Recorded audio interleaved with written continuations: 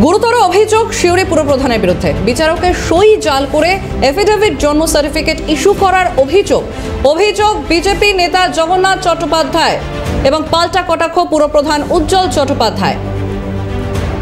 আমাদের সঙ্গে ফোন লাইনে রয়েছেন প্রতিনিধি ভোলানাথ চক্রবর্তী। ভোলানাথ, গুরুতর অভিযোগ উঠছে এবার সিউড়ি পুরপ্রধানের বিরুদ্ধে।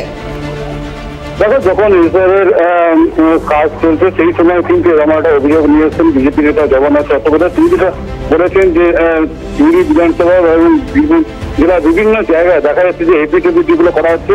সেই এপিডিবিটি কিন্তু যে বিচারকের সই থাকার কথা সেই সই থাকছে না, সেখানে জাল সই করে সিউড়ি পৌরসভা পৌরপতি সেটা কিন্তু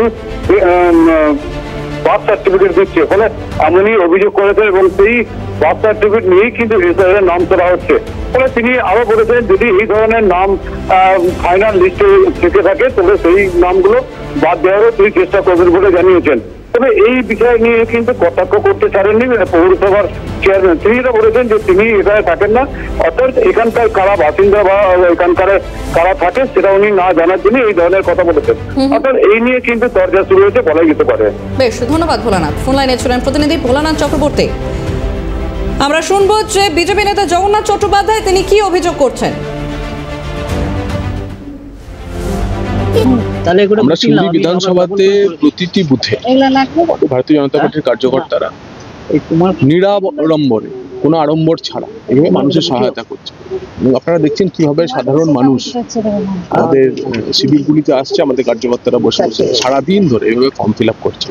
তো আমিও একটু হাত লাগিয়েছি। আজ সারাদিন আমি এখানে আছি যেহেতু সিউড়িতে, আমি সারাদিনে অন্তত 8-10টা ক্যাম্প মানুষের পাশে থাকা রাজনৈতিক কর্মী হিসেবে আর একই সঙ্গে তৃণমূল যেভাবে বিভ্রান্ত করছে এসআইআর নিয়ে, সেই ভয় ক্যাম্পে এসে ফর্ম ফিল আপ করলে মানুষের কেটে যাচ্ছে। এর থেকে সহজ বিষয় কিছু হয় না। আজকের দিনে পশ্চিমবঙ্গে কোনো ভোটার তালিকা নেই। পশ্চিমবঙ্গে ভোটার তালিকা তৈরির কাজ এই প্রতিটি এসআইআর এর শিবিরগুলোতে তৈরি হচ্ছে। মানুষ আসছে আবার নতুন করে ভোটার তালিকায় নিজেদের নাম তুলে নিচ্ছে আমাদের মাধ্যমে। এরই পাল্টা কটাক্ষ পুরো প্রধানের, কি বলছেন তিনি শুনুন। সাততলা বলে আমাদের 12 নম্বর একটা এলাকা আছে, সেখানে আমাদের যে এসআইআর ক্যাম্প হচ্ছে সেখানে গিয়ে আমাদের যে সাধারণ সম্পাদক জগন্নাথ চট্টোপাধ্যায় কিছু কথাবার্তা বলে উনি বলছেন যে আমাদের তৃণমূল কর্মীরা নাকি সহায়তা করছে না।